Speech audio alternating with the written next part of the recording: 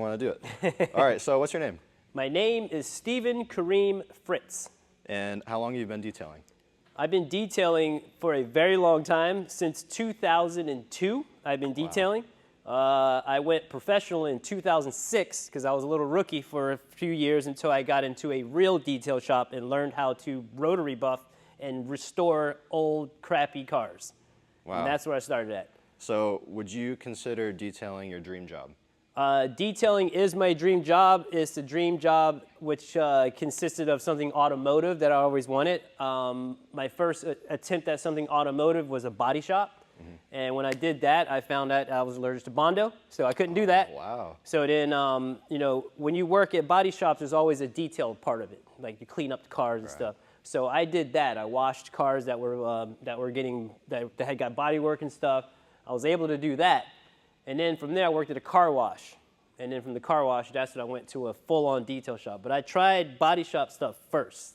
Wow. I tried that first. Then I tried tint, too. I tried tint. Tried everything. Yep, I tried tint for a little bit. I wasn't too pumped on it. I didn't feel like it was enough. It wasn't automotive enough, you know? So that's when I decided to do, like, detailing. So I got a job at the car wash, started doing interior work.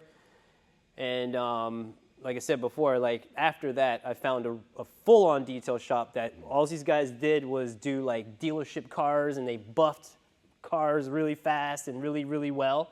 And I just was under their wing. Wow. You know, so it was pretty cool. Are there any detailers that you look up to? Or any businesses that you really look up to right now? Yeah. You know, you got Pete. You know, Pete Details. He does really well, and I'm constantly going back in reference to certain things and certain techniques that you do, because it's very valuable. I feel that. Means a lot. Huh? Oh yeah, for sure. Thanks. I feel like detailing. Anybody can detail cars. It's about how passionate you are and how thorough you want to be, and you can be really good. I've met guys that have been detailing cars 10 years ago for 3 years, but they were really, really, really into it. They studied, and they were what I call a super DIY guy that just said, hey, man, I could make money doing this. Yeah. And that's how these detailers started being created. Some of them have fell, you know, in the past. They go to different jobs. They're like, look, I'm not making enough money because I don't have time to do the other part of it, which is the marketing and doing everything to get yourself known. Mm-hmm. But I've met a lot of cool kids that literally, man, they was just like buying different things, and they started really dissecting the thing. Oh, I'm going to go get this wax. I'm going to go get this real good polisher. Right. And next thing you know, you got a super DIY guy that is like, all right, I'm going to turn this into a business. Right. So, yeah. So was there ever a point down the road for you along that journey that you wanted to quit, or that you were like, I don't want to do this anymore, maybe I'll look for something else to do? Yeah, when the business started changing, and you know, you have to do certain things to stay afloat when it comes to having a shop and wanting to expand a little bit. Mm-hmm. So with the expansion was some growing pains. Yeah. Because I'm extremely picky when it comes to just the way a car should be polished. And when I introduced the guy in, it was kind of like trying to get this person to see my same vision was hard. So employees is tough. It took a couple years, but after a few years, we were on the same page, and it's like, okay, this is what we're doing. But yeah, other than the stress of just having overhead, right, you know, is what made me want to quit. But when it comes to the vehicles and the stress of the work, like there's never been a challenge to me where I'm like, I don't want to do this. We like the challenges, you know, we like doing 100-hour details on cars like that. You know, they don't pay as much as the quick ones, but we want to make people really, really happy. And that's why I got into detailing cars, because I really enjoy the joy it brings the owners. Yeah. They get this dude is probably going to lose his mind when he sees this thing. I've had people react like they just got a brand new car. Yep, just like a brand new car experience all over again. So that's one of the reasons why, like, I will always do it, just because of that satisfaction. Yeah. You know, humans are on this earth for a few different reasons, I believe, and one of the reasons is to serve. Yeah. Is every time I serve, I just feel good about it, you know. Right. So. Is there anything in the detailing industry that you want to see different coming in the future?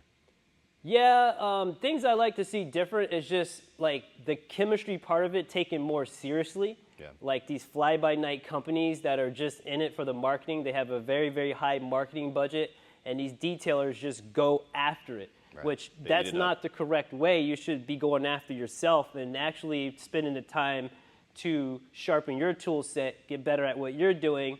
Because like what I like to tell anybody and everybody who's detailed cars, I say, look, out of all these thousands and millions of products, you give me 3 things and I'll detail that whole car. Right. It's not the product, it's the person. You know, the person has to make the product work. So when it comes to detailing, what I don't like seeing is just these guys just going after the newest product and saying, man, I got to get this in because that's what's going to bring me business because this person's going to like it because of this.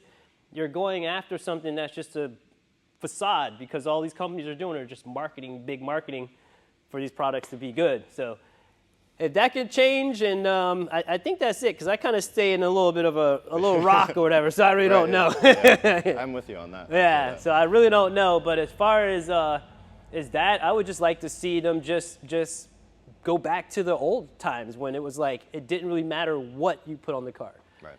It mattered who put it on the car. Yeah. You know, it's like, I don't know. I still have the same clientele I've had for 10 years, so they tell me, I tell them, hey, I'm a Modesta, I'll put Modesta in the car, Modesta. They're like, it's Steve's coating. It's Steve's coating. I don't know. What's that? Steve did it. Yeah, Steve did it. Yeah, they're like, hey, what you got in your car? Steve did it. What's he put on it? I don't even know. Like, you know, so that's what's important because that screams longevity. Yeah. You cannot rely on a company to take you the distance or to the goal you want to get to because they're not going to be around as long as you are. So invest in yourself. Right. 100%. Because they can go anytime. Right. And then now what do you got? Right. You know, so that's it. Maybe that kind of answers the next question. So when you see new detailers out there, or maybe a guy that's 1 or 2 years in, what concerns you when you see people like that? What kind of things are they doing that you're like, oh, like maybe try this and this will work out better for you? Maybe technique-wise for detailing, or even business-wise, like between their clients and stuff like that. Yeah, probably technique-wise is just trying to run before you walk.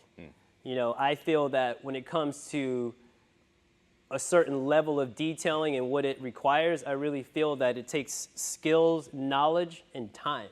Yeah. And some new guys are not willing to take the time and not willing to invest in the skills and the knowledge.